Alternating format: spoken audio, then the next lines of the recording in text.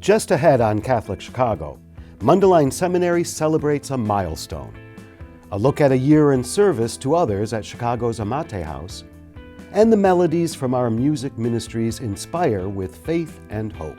That's all ahead on Catholic Chicago.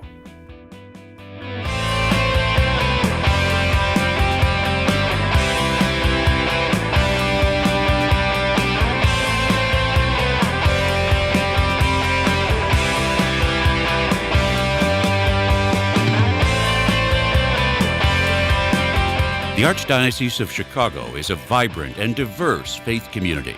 We celebrate our faith through worship, evangelization, and reaching out to the needy. Welcome to Catholic Chicago. Hello, everyone, and thank you for joining us today for Catholic Chicago. I'm Todd Williamson, Director of the Office for Divine Worship for the Archdiocese, and with me in studio is our Archbishop, Cardinal Blaise Cupich. Cardinal, it's great to see you. We haven't done a show in a little while, so I it's know great. it, Todd. I know we've kind of been paralyzed a bit because of the pandemic. Right, and all these other celebrations that we're going to talk about on today's show as well. That's right. One of them, Cardinal, involves a religious institution just north of our city that has celebrated a milestone this spring. The University of St. Mary of the Lake Mundelein Seminary marked a century of service. Its history begins with Chicago's Cardinal George Mundelein. A native of New York, at 43, he became the youngest archbishop in the country in 1915. His forward-thinking vision established Mundelein as a seminary where priests would learn how to best serve their communities. Cardinal, over the years, Mundelein Seminary has formed literally thousands of men, but they haven't all been from the Archdiocese of Chicago, have they? That's true. We currently have over 30 dioceses that we serve throughout this country and around the world, which I think is a wonderful way of introducing our students, our future priests of the Archdiocese, to the Universal Church. But you know, we also educate a lot of lay people in different programs, and that is why I think we're so proud of it. It makes a great contribution to the life of our local church. In fact, there's three areas that I'm aware of. So there's the seminary for forming priests, right, the Diaconate Institute, and the Institute of Lay Formation. That's right, and the graduation ceremony that we had this year honored all of those who were able to earn degrees this year. Yeah. Let me ask you this, in terms of the seminary, what's so unique about Mundelein? Why so many places from the country and the world send their men? Well, I believe, first of all, because of the staff, the professionalism of our program itself. We have a quality, proven product that has enhanced the life of the church throughout this country and beyond. But also, it's really difficult to beat our campus. It's about 1,000 acres with a beautiful lake, colonial architecture. It's unparalleled in terms of the setting that we have of any seminary around the world. And so it's quite unique. And the bishops of the United States were able to see this firsthand when in 2019 the Holy Father asked that the bishops go on retreat. They chose Mundelein Seminary to be the spot. I remember that. And it was in the dead of winter, but the temperatures were in the 40s and 50s every day, and I took full credit for the weather. I bet you did. I bet. Let me ask you this. You just actually mentioned it. But Cardinal Mundelein always said that it was possible to be both American and Catholic. And they say that is actually reflected in the architecture, and you just mentioned it. Could you talk about that? Well, I would even clarify that. Not only is it possible to be Catholic and American at the same time, but being an American Catholic has something to offer to the Universal Church. Yeah. He believed that, in fact, American Catholics should not apologize for who they are, but that they should see themselves as making a unique contribution to the life of the Universal Church. Yeah. And even in its motto that you'll see on Mundelein Seminary, it highlights the aspect of pastoral formation for those who study for the priesthood. Could you talk a little bit about why is that important? Well, it's because, and under Father Carci's leadership, he has really moved that in a direction of saying that we are preparing not just priests, but pastors. Yeah. And so we have what we call the teaching parish model, where each student, each seminarian is linked to a parish for the 4 years that he's there, so that the people of God get to know him and help form the individual in a way that allows him to have a very successful start in the pastoral life of the church. So we do take that seriously. Yes, the academics are very important. The spiritual growth is important. The human formation.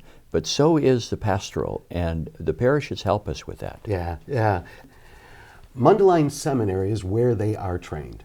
Let's take a look now at the ceremonies where its latest graduates were ordained into the priesthood this past spring at Holy Name Cathedral.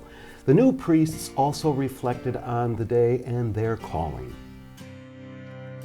It's kind of surreal, especially going up to the part right to the laying on of hands. I was, it was pretty normal, and then it's like, oh wait, this has just happened, and especially standing at the altar, and now like I say some of those words. So it's a surreal moment. After seven years of preparation, the day is finally here. I also can't believe that after all these years, after all this time, that now I'm a priest of Jesus Christ, and it's a great feeling. Excitement, a lot of nervousness, and just I feel very humbled today, knowing that I've been called to serve God in this church, and there's so much ahead of me in terms of ministry, but I'm confident with the grace of God that I can serve His church well. As the Cardinal said in his homily, it's not just one man being called, but he has such a background and so many people that have contributed to my life and my future ministry that it's really humbling to see them all here. The nation is still reeling after a racist mass shooting in Buffalo, New York. A gunman shot and killed 10 black Americans at a grocery store. Authorities say he left behind a manifesto filled with white supremacist ideology. Cardinal, society certainly has something to say about this, but so does our church and our faith, doesn't it? It surely does. I think that let's be clear about what this act was. It really was an execution of people because of their race. That's what the decision was here by this young man who did this. And he didn't learn this all of a sudden. There was something within the culture that allowed him to feel justified in doing it. And that is why we really have to be vigilant about language that's used, jokes that are told, references that are made that demean other people because of their race. All of this has to be checked in the home, in the school, in churches, and where young people gather. We have an opportunity, I think, as an adult world to reflect on what happened here and make sure that we do some things that are very decisive in turning the corner on this very difficult issue. Yeah. How do we move forward from this? Well, I think, first of all, it's good for people to express their outrage so that we have a real sense of the danger before us. But I would, as I have done before, call on parents to make sure they sit down with their children and explain to them why this is such a great tragedy for our country. It's a blemish on our national heritage to, in some way, allow someone to come forward in society, not only with the guns that he shouldn't have had, but also with an attitude that people, because of the race, need to be executed.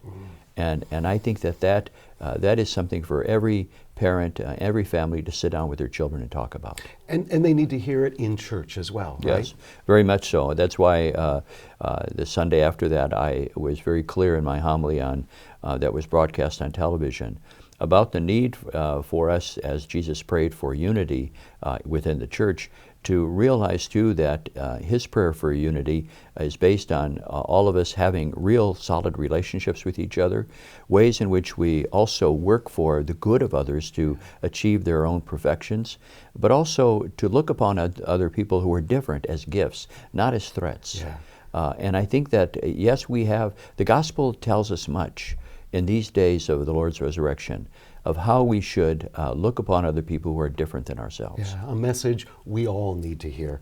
Cardinal, we also wanted to address with you Russia's continued war with Ukraine. Ukrainians are subjected to the bombings, shellings, and atrocities of Russia's attempt to advance.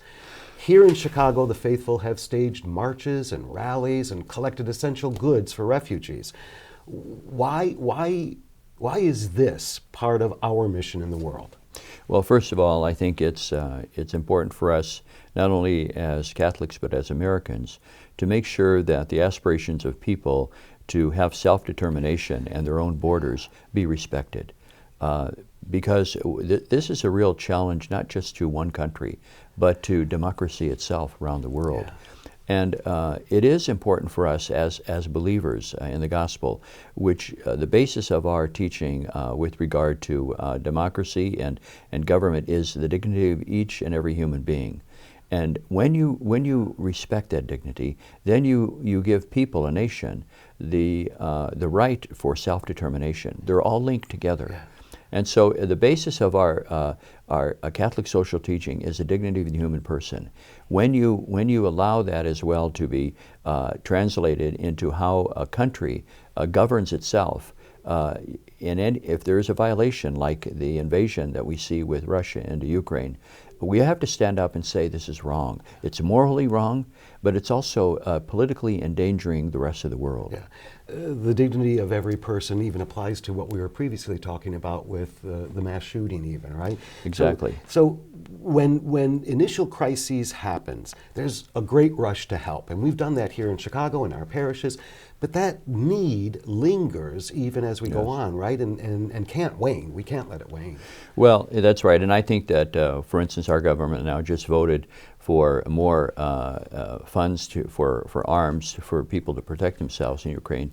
But I believe what's going to happen when this is all over, and I hope soon, that we're going to have the Western world, the world is going to come together and have another Marshall Plan like we did after the Second World War in rebuilding Europe. We need to help this country get back to where it should be, and we should be determined to do so. Cardinal, 3 important topics: one local, one global, one national. Thanks for spending time with us. It's so good to have you here. It's good to be with you and to talk with you. Thanks so much. Thank you, and the best to all of our listeners who tune in. I hope that in these summer months, especially when children are out of school, everyone is kept safe. Yeah. Thanks, Cardinal. Sure. As we go to break, we want to share with you a performance from Teresa Scalise, Director of Music Liturgy at Mary Seat of Wisdom Parish. This is the day, this is the day, this is the day that the Lord has made. Let us rejoice, let us rejoice, let us rejoice and be glad. This is the day that the Lord has made. Let us rejoice and be glad. This is the day, this is the day, this is the day that the Lord has made.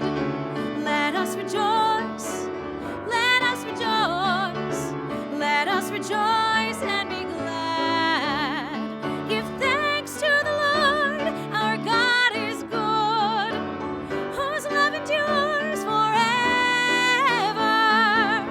Let all the children of Israel say, God's love endures forever. This is the day, this is the day, this is the day that the Lord has made.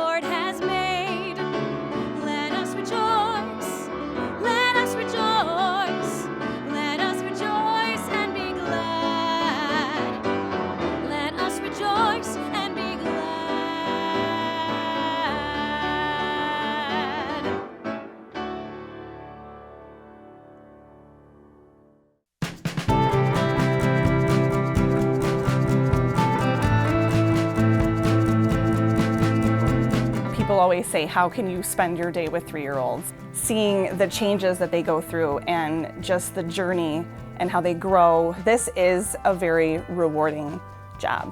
Even though at the end of the day, we're not the highest paid people on earth. And when I have a parent contact me and say, my child loves school, that to me, I'm setting that foundation for their love of learning, because really you are changing lives, you are molding lives. Shape the next generation of leaders. Teach. Apply today at archchicago.org/schooljobs. For 37 years, AMATE House has attracted young Catholics who devote themselves after college graduation to a year of service. It's a leadership program grounded in faith, social justice, and community. We thought you'd like to meet a few of their fellows. I have a lot to give to the world, and so I think I wanted to find a way to do that.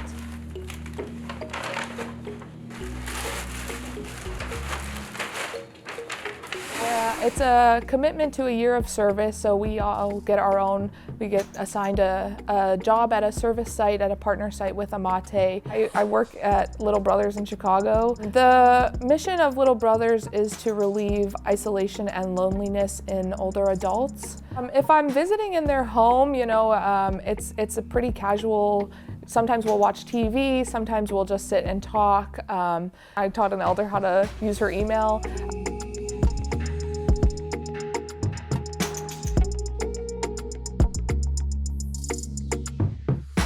I remember distinctly the first time one of my elders told me, I love you. The first time where I was like, oh my gosh, I really am making a huge difference. And I don't know, just those words felt so powerful in that moment, and that was really cool.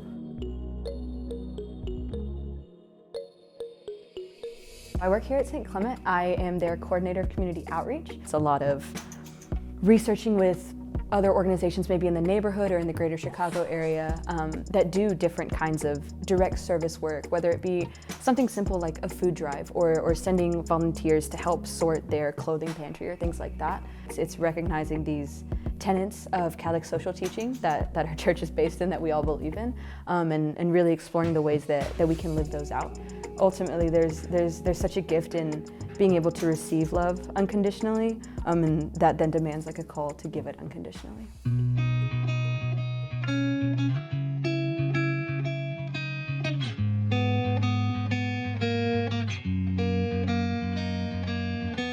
AMATE House, since 1984, has had over 900 fellows who have donated over 1.5 million service hours to the most under-resourced communities in Chicago. The mission of AMATE House is to develop young adult leaders into social justice advocates who serve their communities while they grow in faith.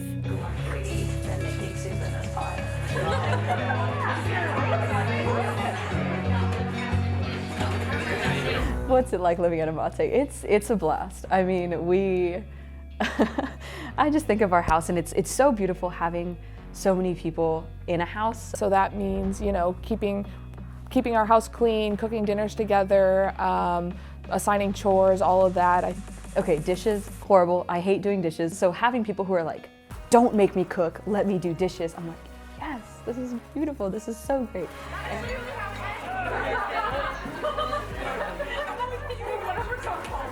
We also like to do movie nights. We do a lot of community nights where we sit on the couch and I'll pick a movie or pick a TV show that we like to watch together, and that's another great way that we get to spend time together. I think it's in those moments where we start the conversation talking about this random obscure TV show we might have watched when we were kids, and then it morphs into and this is why I chose AMATE, 3 hours later. I think I've made friendships that are going to last a lifetime. They're amazing. They're amazing young people. With the community living and the sharing of life, the good, the bad, the ugly, all of it. These people are a part of what makes me who I am and what makes me why I am. I think that there are a lot of skills that can be learned from living in community. I'm very happy with where I'm at. Yeah, I am very happy. I don't think I'd change a thing. You can learn more about AMATE House by logging onto their website, amatehouse.org. Millions make the faithful journey to Fatima, Portugal. It's the location where 3 shepherd children said the Blessed Mother appeared to them in 1917. 2 of those children became saints, and the cause for sainthood for the 3rd is under consideration. We recently spoke with Sister Angela de Fatima Coelho, a Fatima scholar, on our video stream, Catholic Chicago. Mostly of all the Catholic families, we are familiar with the story of Our Lady of Fatima. Every year, probably half of our population goes to the shrine to visit the Blessed Mother. And I myself was, raised in this Catholic family that we used to pray the rosary every day and, of course, living the life of the sacraments.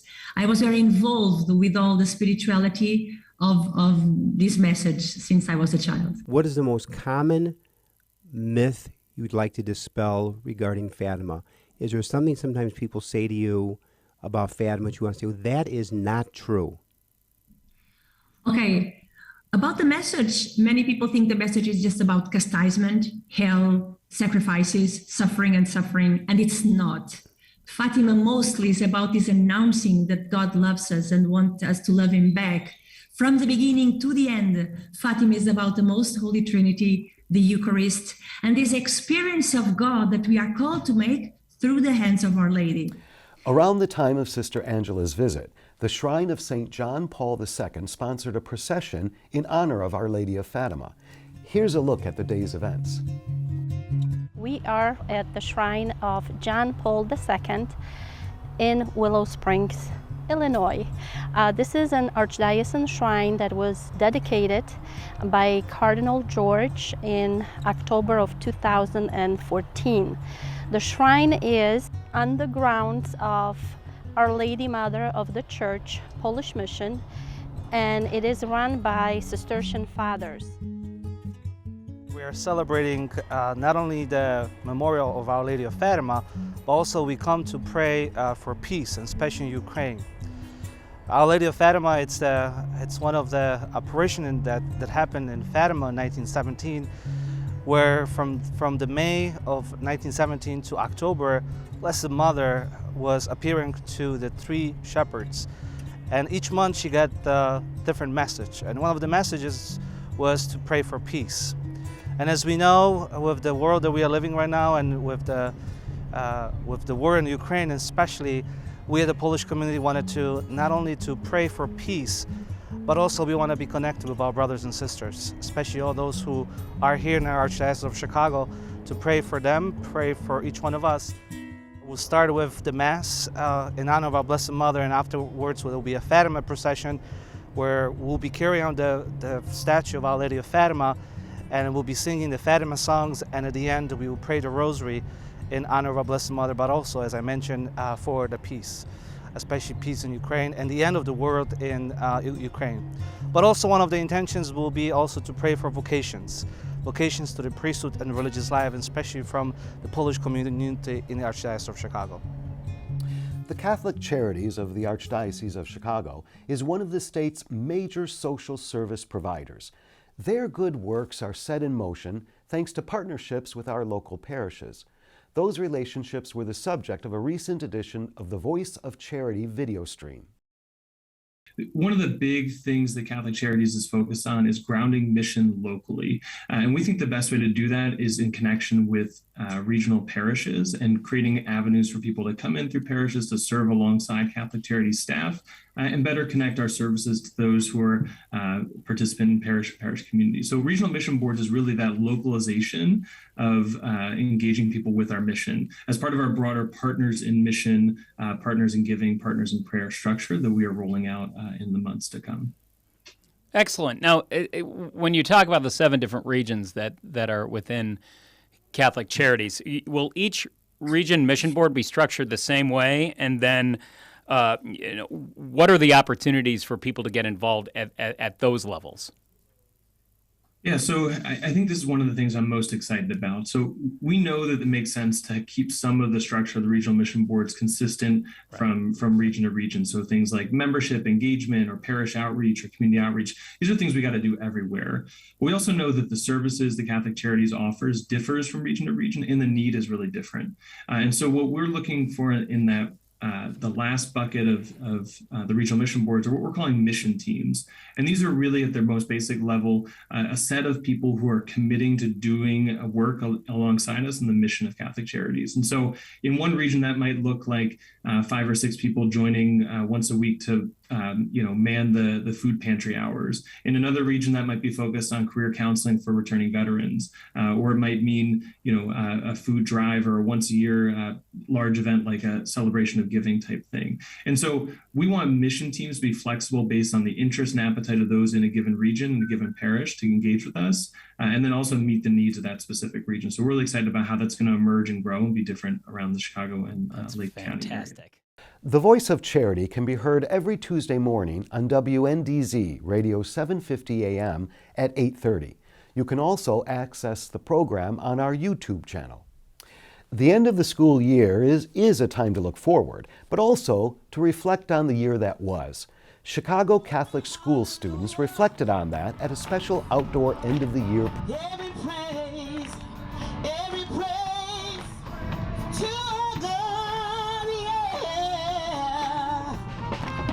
Every praise, every word of worship, every praise, yeah.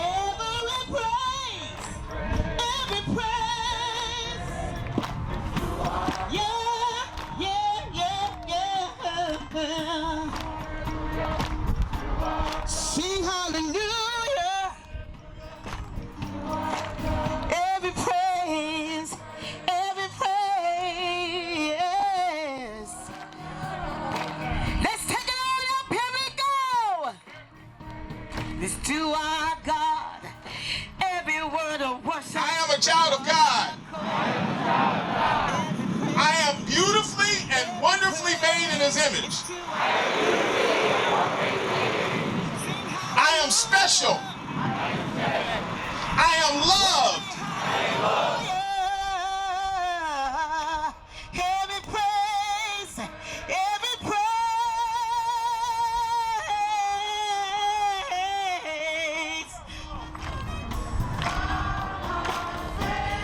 God, my healer. God, my deliverer. Every praise, yes, He is. Remember, you can connect with new Catholic content and news from the Archdiocese each day by visiting our video streams. Just log on to our YouTube channel, Catholic Chicago. We also want to remind you that you can join us virtually and on the air for our weekly Sunday Masses from Holy Name Cathedral.